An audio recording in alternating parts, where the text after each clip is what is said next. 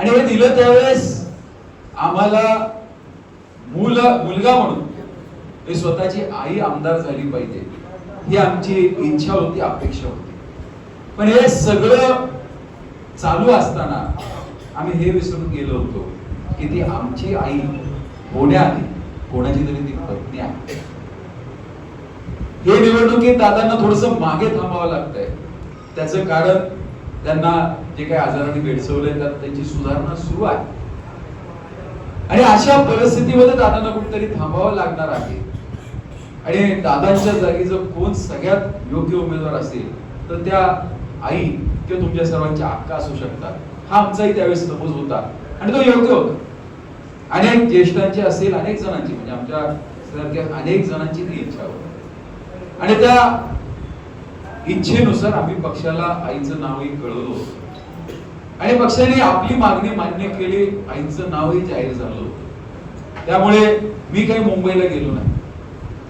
मागच्या खेपेला आईन दादा म्हणले तर तूही चल आमच्यावर, म्हणलं मला यायचं नाही. मी येऊन करू काय? कारण जर आपण जे मागितलंय ते पक्षाने आपल्याला दिलंय आणि आता आपण तक्रार करणं किती योग्य आहे. पण मागताना आम्ही हे विसरून गेलो होतो की आईची गरज या मतदारसंघापेक्षा जास्त कोणाकडे असेल तर त्या आदरणीय दादांकडे असणार आहे. आणि आम्ही गोष्टी म्हणजे मागचे हे काही 5 वर्ष आहेत ते काही सहज सोपे केले नाहीत आम्हाला. मधला काळ हा आमचा खूप अडचणीचा होता. किंबहुना माझ्यावरती आता टीका सुरू होईल आणि त्या टीकेला मलाच नाही तुम्हाला सगळ्यांना उत्तर द्यावं लागणार. ही टीका होत असताना सहजपणे लोक बोलून जातात की हा हे मधल्या काळात कुठे नव्हते. पण मधल्या काळात कुठे होतं हे कोणी विचारत नाही. जे दिसत नाही त्याच्यावर आपण सहजपणे विश्वास ठेवतो कारण ते पडद्यामागे असते. पडद्यामागे काय चालू आहे हे फक्त पडद्यामागे असणाऱ्या लोकांना माहिती असतं. मधला काळ हा आमच्या कुटुंबाच्या दृष्टिकोनातून खूप अडचणीचा होता. हे 2019 निवडणूक झाली आमच्या घरात. त्याच वेळेस नुकताच कोविडचं संक्रमण, करोनाचं संक्रमण वाढायला लागलं. घरातही आमच्या बसून मतभेद होते. शेवटी प्रत्येकाच्या घरी मातीच्या चुल्या असतात, ते होतच असतात. कधी ना कधी ती वेळ येत असते. कोणत्या ना कोणत्या पिढीमध्ये ती वेळ येत असते. दुर्दैवाने ती आमच्या पिढीमध्ये वेळ आहे आणि सगळ्याच गोष्टी बदलून गेल्या. एक काळ असा होता की श्रीगोंद्याचं दादांच्या पाठीमागे कोणी पाहायचं बोलत ते अण्णा बघत. त्यामुळे आम्हाला कधीही कोणता निर्णय घ्यायची वेळ आली नव्हती. एक तर निर्णय दादा घ्यायचे किंवा अण्णा घ्यायचे आणि त्या निर्णय किंवा जे काही घरातून आदेश व्हायचे त्याचं पालन करणं हे आम्ही त्या ठिकाणी आमची जबाबदारी असायची आणि आम्ही ते करत होतो. आणि अचानक हे घटनाक्रम घडला आणि घडल्यानंतर आम्ही निर्णायक भूमिकेमध्ये आलो. आणि या निर्णायक भूमिकेत आल्यानंतर एवढं सहज सोपं नव्हतं. आज म्हणणं सोपं आहे. तुम्हाला वाटतही असेल की इतकं सहज आम्ही सामोरे गेलो असेल. आमचं दुर्दैव असं आहे, माझ्याकडे भैयांकडे तुम्ही पाहिलं ना, आयुष्यात कधीही कोणी म्हणणार नाही की काय अडचणी आहे. कारण दादांकडनं ते आम्हाला वरदान आलेलं आहे किंवा ते रक्तात गुण आलेले आहे की चेहऱ्यावरती कधी आम्ही दाखवू शकत नाही. आणि हे न दाखवण्याचे खूप परिणाम आम्ही भोगले आणि आमची भोगायची तयारी. आम्ही त्याचा दोष कुणालाही देत नाही. कुटुंबात काय झालं हे कालही आम्ही चर्चा केली नव्हती, आजही करणार नाही आणि उद्याही आम्ही 4 चौघात चर्चा करणार नाही. कारण ते आमच्यावरती संस्कार नाही, आमच्यावरती शिकवण नाही. आमचा जेवढा दादांविषयी आदर आहे तेवढाच आमचा अण्णांविषयी आदर होता. आज कोणी काही जरी म्हणत असेल तर मला त्या प्रश्नाचं उत्तर द्यायचं नाही, त्या गोष्टीचं उत्तर द्यायचं नाही. मला अण्णानंतर काम करण्याची संधी मिळाली. मतदारसंघाची जबाबदारी मागच्या अण्णा गेल्यानंतरच मी पाहायला सुरू केली. त्याच्या आधी अण्णाच पाहतो आणि ती पाहायला सुरू केल्यानंतर अनेक गोष्टी दादांच्या संबंधात जी काही विकास कामं करता येतील ती करायचा प्रयत्न आपण केलेला आहे. खरं तर आत्ताचे काही जे तास होते हे आमच्यासाठी इतके कठीण होते, कळत नव्हतं काय करायचं. मी, आई, फडके साहेब होते, त्यानंतर गणपतदादा होते, पोपटाबा, आम्ही सगळे आतमध्ये बसलो होतो आणि माझा नाहीचा दोघांचाही आम्ही विड्रॉल वरती सह्या करून ठेवल्या होत्या. आम्ही 3 वाजेपर्यंत वाट पाहत होतो की आता पुढे करायचंय का, कारण मला वरनं काही फोन येणार नव्हतं, जो काही दादांनाच येणार नव्हतं. आम्ही मग दादांना फोन केला की दादा आता 3ची घटका जवळ आलेली आहे, काहीतरी करावं लागणार आहे, कोणाचा अर्ज द्यायचा आहे. आणि दादांनी सांगितलं की तू आईचा अर्ज घेऊन टाक. आईकडे फोन दिला आणि आम्ही दोघांनी तो अर्ज जमा करून टाकला. तिकडे आता परिणाम काय होणार आहे, काय परिस्थिती राहणार आहे याचा आम्ही विचार केला नाही. निवडणूक आता ही काय फक्त आमच्या पुरती मर्यादित नाही, ही निवडणूक आता आपल्याला सगळ्यांना हातात घ्यावी, कारण आता खूप गोष्टी होणार आहेत. मगाशी जसं मी म्हटलं, खूप मधल्या काळात आमच्याकडनं, मी असेल, प्रताप असेल, आमच्याकडे अनुभव नव्हता, आम्ही अनुभव घेत चाललो. म्हणजे दुर्दैव असं होतं की वटवृक्षाबरोबर ज्यावेळेस आपण त्याच्या छोट्याशा वृक्षाची तुलना करतो ना, ती कधीच होऊ शकत नाही. मी मागे एकदा म्हटलं होतो की दादांच्या नखाची सर सुद्धा आमची होऊ शकत नाही, कारण दादांकडे 45-50 वर्षाचा अनुभव आहे, आमच्याकडे 45-50 महिन्यांचा पण अनुभव नाही. हा अनुभव आम्ही घेतोय, दादांच्या अनुभवात आम्ही शिकायचा प्रयत्न करतोय. दादांनी जी शिकवण केली आहे या शिकवणीतून आम्ही शिकायचा प्रयत्न करतोय. उद्याची निवडणूक ही सोपी राहणार नाही, याच्यात अनेक गोष्टी चालणार आहेत, अनेक गोष्टी अनेक वेगवेगळ्या पद्धतीने त्या ठिकाणी प्रलोभन दाखवली जाणार आहे. म्हणजे आता सुरुवात झाली आहे. जो कोणी काल परवापर्यंत ज्याची त्याची जे आहे, म्हणजे आता माझी खरंच मी सगळ्या ज्येष्ठ कार्यकर्त्यांना एक विनंती करतो की आम्हाला फक्त आता हे महिनाभर नाही, 20-15 दिवस, हे 15-16 दिवस जे आहेत, एवढं फक्त तुम्ही आमच्यावर जर काही राग असेल, द्वेष असेल, काही खंत असेल, ते कृपा करून बाजूला ठेवा. आम्हाला एक संधी द्या, आम्हाला आमचा पुरुषार्थ सिद्ध करायची एक संधी द्या, आम्हाला आमचे गुण सिद्ध करायची संधी द्या, आम्हाला तुमची सेवा करायची एक संधी द्या. जनतेपर्यंत आपण नक्कीच जाऊया, पण जनतेपर्यंत जात असताना कुटुंब म्हणून आपल्या सगळ्यांना जायचंय, एकत्रित जायचंय. आमच्याकडनं लहान होतो, अनुभव नव्हता, कधी एखादा कोणाला शब्द चुकून गेला असेल, कधी कुठे आम्ही आदरातिथ्य करताना काहीतरी कमी पडलं असेल, मी तुमची सगळ्यांचे हात जोडून दिलगिरी व्यक्त करतो. कारण ही निवडणूक काही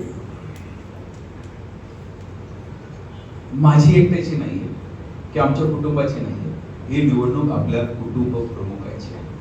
कारण मला माहित नाही दादांना कोणाचा फोन आला होता, दादा कोणाशी बोलले, पण मला ना आईला दादांचा फोन आला होता आणि दादांनी आम्हाला विड्रॉल करायला सांगितलेले. उद्या ह्या निवडणुकीचे चांगले वाईट परिणाम हे सगळे दादांच्या माथी जाणार आहे. उद्या निवडून आलो तर पहिला फेटा हा दादांचा असेल.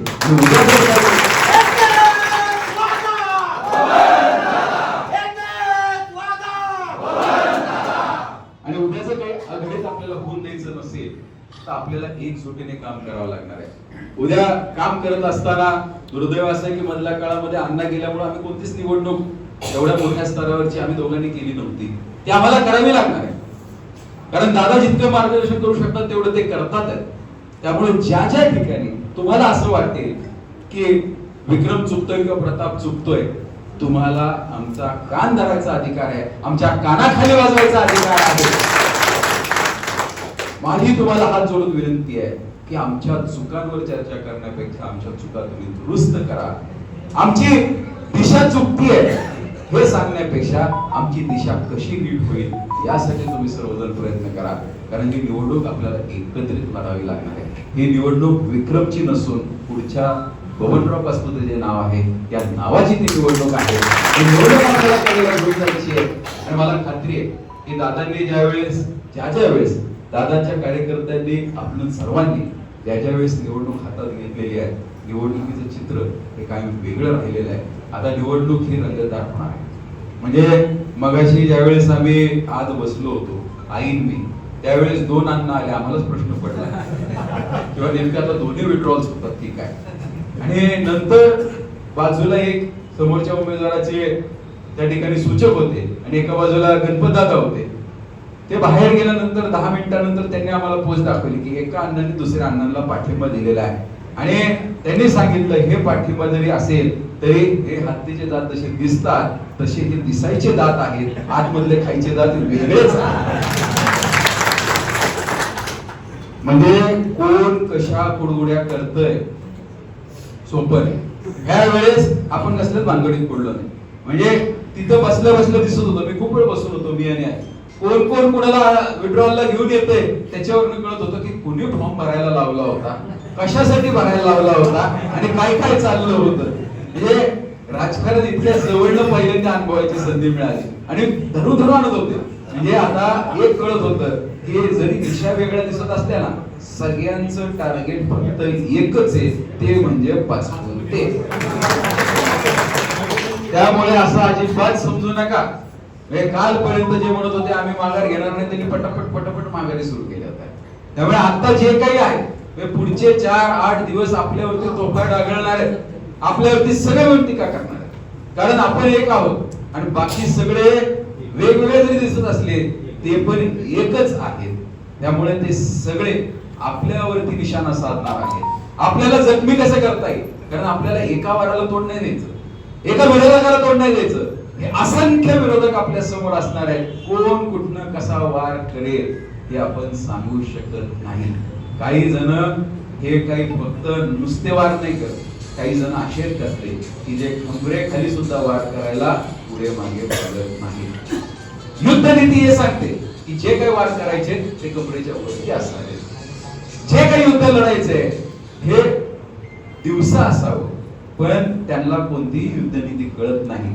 त्यांचे वार सगळे कमरेखालचे असतात, त्यांच्या बैठका या सगळ्या रात्रीच्या असतात. त्यामुळे आपल्याला सोपे विरोधक सापडलेले नाहीयेत. विरोधक हे कठीणच असतात, कोणतीही निवडणूक सोपी नसती. भैया म्हणला तसं आपल्या सगळ्यांचा समज आहे की तिरंगी झाली चौरंगी झाली म्हणजे आपल्याला सोपी जाणार आहे. अजिबात नाही. आपल्यापेक्षा बारीक काम त्यांनी केलेलं आहे, आपल्यापेक्षा बारीक नियोजन त्यांचं झालेलं आहे. आपण मधल्या काळामध्ये थोडं शांत होतो, शांत बसून चालणार नाही. बरोबर आहे की नाही दादा? शांत बसण्याची अनेक कारणं होती. आपल्याला त्यावेळी सांगितलं गेलं होतं, काहींचे सल्ले होते. पण उद्यापासून आपण सर्वांनी ताकदीने बाहेर पडावं लागणार आहे आणि ताकद ही थोडी चालणार नाहीये. म्हणजे माऊलींना आम्ही जे बोललो म्हणत होतो, कारण असं माऊली तुमच्या गावापासून त्यांनी उमेदवारी अर्ज ठेवलाय बरं का, आणि एक नाही 2-3 अर्ज आहेत सगळे. त्यामुळे अनेक म्हणजे कशाचे कोणाचे म्हणजे हे सगळे जे अर्ज राहिले हे सगळे अर्ज फक्त एकच गणित लावलेलं आहे की पाचपुतेंचं मताधिक्य, पाचपुतेंची मतं हे कमी कशी होती, कुठं पाचपुत्यांना खिंडार पडेल, कुठं आपल्याला त्रास होईल. त्यामुळे आपल्या कार्यकर्त्यांना आजूबाजूला बघण्यापेक्षा जसं माऊली म्हणलं तसं स्वतःचं गाव, स्वतःचं बूथ हे आपल्याला सगळ्यांना सांभाळावं लागणार आहे. काय काय घटनाक्रम घडतोय याच्यावरती बारीक लक्ष ठेवावं लागणार आहे. कारण अनेकांकडे वेगवेगळ्या फौज आहेत. आपल्याकडे जे तरुण कार्यकर्ते आहेत त्या तरुण कार्यकर्त्यांना आम्ही कसलीही प्रलोभन दाखवली. काय गणेश, कोणती प्रलोभन दाखवलीत का? कसल्या पार्ट्या बिट्या दिल्यात का आजपर्यंत आपण? तेव्हा आपल्याच्याने ते होणार नाही, कारण आमच्या रक्तात ते नाहीये. ज्या ज्या ठिकाणी जे जे करायचंय ते आपण करायची नक्कीच व्यवस्था करू, पण पिढी बर्बाद करायचा काही धंदा आपण त्या ठिकाणी करणार नाही. तो आपल्याला आणि माझी सर्व कार्यकर्त्यांना विनंती आहे, जे काही कमरे खालचे वार करायचे ते त्यांना करू द्या. आपल्या समोर आपलं राजकारण हे दादांचं राजकारण दिसलं पाहिजे. तेव्हा आपल्या कोणत्याही कार्यकर्त्याने आपण खालच्या स्तरावरती जाऊन टीका करू नये, कारण ते वाटच पाहू नये. समोरचा आता एक महिला उमेदवार आहे, एक जण सहानुभूतीच्या लाटेवर स्वार होण्यासाठी उभे राहिलेले, एक जातीच्या समाजाच्या लाटेवरती स्वार होण्यासाठी उभे राहिलेले आहेत. त्यामुळे ते फक्त वाटच पाहून आहेत. तुमच्या माझ्या तोंडातनं असा कोणता शब्द पडतो आणि त्या शब्दाचं राजकारण कसं केलं जाऊ शकतं. त्यामुळे नुसतं आम्हीच नाही तर या सगळ्या नेते मंडळीच नाही तर आपल्यासारख्या प्रत्येक कार्यकर्त्याने बोलताना तारतम्य आपल्याला सांभाळावं लागणार आहे, बोलताना आपल्याला सांभाळून बोलावं लागणार आहे. कारण तुमच्या आमच्या बोलण्यावरती आपल्या उमेदवाराचं भवितव्य म्हणजे आमचं भवितव्य त्या ठिकाणी आहे. आणि मी तुम्हाला प्रताप भैया या ठिकाणी आहे, मी आई दादांच्या साक्षीने सांगतो, की कालपर्यंत काय झालं असेल. तुम्ही पहा, आपली संस्कृती सांगते की वाल्याचा वाल्मिकी झाला ना की आपण त्याला स्वीकारतो. कालपर्यंत आमच्याकडनं काय झालं असेल तर त्या सगळ्या चुका आपण आपल्या पदरामध्ये घ्या, आपल्या झोळीमध्ये घ्या. आजपासून पुढे माझ्याकडनं आणि भैयाकडनं कसलीही चूक होणार नाही. कसलाही कोणाचा आदर त्या ठिकाणी होणार नाही. जे कोणी आम्हाला आदर करता येईल, कारण न कळत काही गोष्टी घडत असतात. काही गोष्टी अनुभवाने आपण शिकत असतो. आमच्याकडे अनुभव थोडासा कमी होता, याचा अर्थ असा अजिबात नाही की अनुभव काहीच नाहीये. आम्ही काही गोष्टी शिकलेलो आहोत. तेव्हा माझी तुम्हाला सगळ्यांना कळकळीची विनंती आहे की आता विरोधक काहीही चर्चा करणार आहे, कारण आपण उमेदवारी एवढ्या शेवटच्या क्षणी बदलल्यानंतर हे चित्र आपल्याला टिकवावं लागणार आहे. हे आपल्याला जनतेला समजून सांगावं लागणार आहे. हे आपल्या मतदाराला समजून सांगावं लागणार आहे की उमेदवारी बदलली का. वाटतं तेवढं सोपं नसतं. निवडणूक आता गावात गेल्यानंतर आपल्याला कळणार आहे. म्हणजे बरेचदा मी अनुभवलेलं आहे की निवडणुकीच्या जोपर्यंत आपण घोड्यावर चढत नाही तोपर्यंत चढवणार नाही. लग्नाची ही परिस्थिती असते. लग्नाचं घोड्यावर चढवण्यासाठी लय लोक असतात, वडळी असतात, सगळे असतात, कुलडे असतात. पण एकदा तो घोड्यावर चढला आणि तसा वरती बघुल्यावरती गेला म्हणजे तुमच्या मंडपामध्ये गेला की मागचा सगळा खेळ संपुष्ट झालेला असतो. तेव्हा माझी तरुण कार्यकर्त्यांना एक विनंती आहे, आता वर चढवले, आता फक्त कडेला घेऊन जा. आणि माझी सर्व ज्येष्ठ मंडळीला विनंती आहे, आपली पात्रता ही फक्त आमदारापर्यंत आहे. पुढची स्वप्न अजिबात कोणी बघण्याच्या बांधण्यात पडू नका, नाही तर पुढच्या स्वप्नापायी हे सगळा जिल्हा जागेवर येईल आणि आपला कार्यक्रम करायला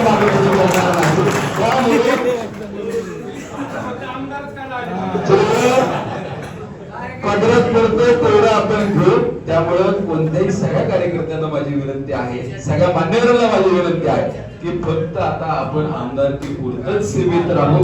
उद्या जे नशिबाने मिळायचे ते मिळेल, त्याची अजिबात कसलीही चर्चा नको. कारण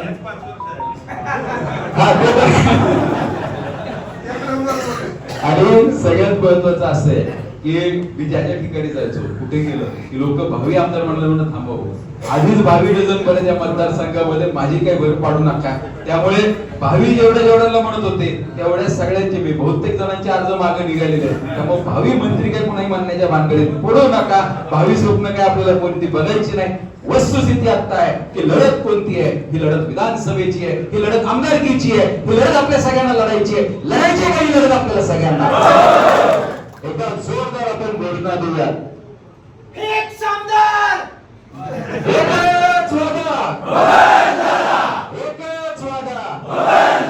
ही निवडणूक विक्रम पाचपुतेची नसून ही निवडणूक बबनदादांची आहे आणि आपल्याला ही निवडणूक बबनदादांसाठीच लढायची आहे.